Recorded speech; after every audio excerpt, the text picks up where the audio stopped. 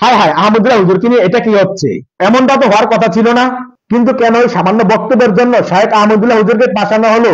আজকে এই পুরো ভিডিওটি দেখলে আপনারা তা পরিষ্কারভাবে বুঝতে পারবেন। তাই বলবো অবশ্যই পুরো ভিডিওটি না টেনে মনোযোগ সহকারে দেখবেন, তাহলে সবকিছু বুঝতে পারবেন ইনশাল্লাহ। তো অবশ্যই এই ভিডিওটি শেয়ার করে সবাইকে দেখার সুযোগ করে দিবেন। আমরা জানি যে ইতিমধ্যে আহমদুল্লাহ হুজুর একটি বক্তব্য দিয়েছেন, সেখানে তিনি বলেছেন হযরত মুহাম্মদ সাল্লাল্লাহু আলাইহি সাল্লাম নাকি 40 বছর পরে নবী হয়েছেন। তিনি ওনার এক শ্রোতার প্রশ্নের জবাব দিতে গিয়ে এই কথা বলেন। এদিকে আবার এই বিষয়টি নিয়ে শাহেখ আহমদুল্লাহ হুজুরকে 48 ঘন্টার আলটিমেটাম দিয়েছেন গিয়াসউদ্দিন তাহিরি হুজুর। কারণ গিয়াসউদ্দিন তাহিরি হুজুর অনেক আগে থেকেই উৎপেতে ছিলেন যে শাহেখ আহমদুল্লাহ হুজুরকে কিভাবে ফাঁসানো যায়। কারণ এর আগে গিয়াসউদ্দিন তাহিরি হুজুর একটি বক্তব্য দিয়েছিলেন, যে বক্তব্য নিয়ে সমালোচনা করেছিলেন শাহেখ আহমদুল্লাহ হুজুর। তাই তিনি সেই ক্ষোভ ঝাড়তে শাহেখ আহমদুল্লাহ হুজুরকে এবার ধরেছেন। তো আমার কথা হলো, একজন আলেম হয়ে অন্য একজন আলেমের পিছনে লেগে থাকাটা কতটা যুক্তিসঙ্গত? এজন্য আজ বাংলাদেশে আলেমরা অবহেলিত। তাই ওনাদেরকে বিভিন্ন সময় বিভিন্ন কারণে কারাগারে যেতে হয়। মূলত একজন আলেমে আরেকজন আলেমের দুষ্কৃতি খুঁজে বের করছেন। ওনারা ওয়াজের ময়দানে এসে ওয়াজ না করে এই যে একজন আলেম আরেকজন আলেমকে নিয়ে সমালোচনা করেন, সেটা কি উচিত? এতে করে সাধারণ মানুষ কি শিখবে? যে কিভাবে মানুষের সমালোচনা করতে হয়, কিভাবে পরনিন্দা করতে হয়, পরচর্চা করতে হয়, এসব শিখবে?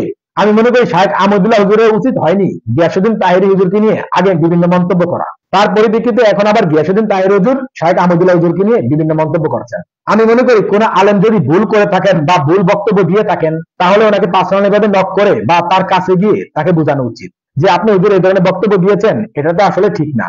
মানে ওনার সাথে গিয়ে সরাসরি কথা বলে এটি সমাধান করা যায়, কিন্তু ওনারা এটি না করে সেটা জনসম্মুখে তুলে ধরছেন। একজনের দোষ আরেকজন তুলে ধরছেন। এতে করে আলেমদেরকে মানুষ ভুল বুঝতেছে। এখন সাধারণ মানুষ অনেকেই মনে করবে যে শাহেখ আহমদুল্লাহ হুজুর বিভিন্ন সময় বিভিন্ন ফতুয়া দিয়ে থাকেন।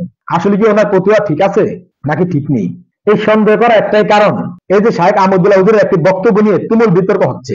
গিয়াসউদ্দিন তাহিরি হুজুরও একজন বড় মাপের আলেম, অন্যদিকে শাহেখ আহমদুল্লাহ হুজুরও বড় মাপের একজন আলেম।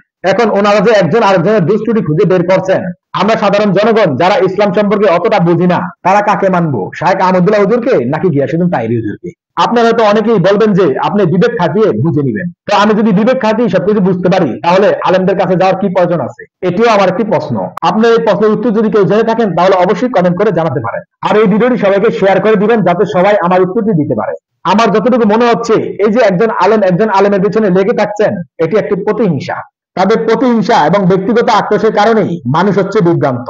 তবে আমি মনে করি এই দুজন আলেমের একজন আলেমকে তো আমাদের অবশ্যই বেছে নিতে হবে।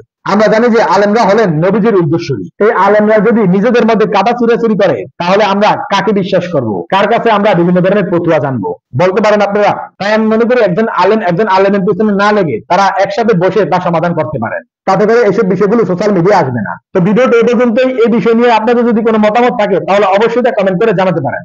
দেখা হচ্ছে পরবর্তী ভিডিওতে। সে পর্যন্ত সবাই ভালো থাকবেন, সুস্থ থাকবেন। আল্লাহ হাফেজ।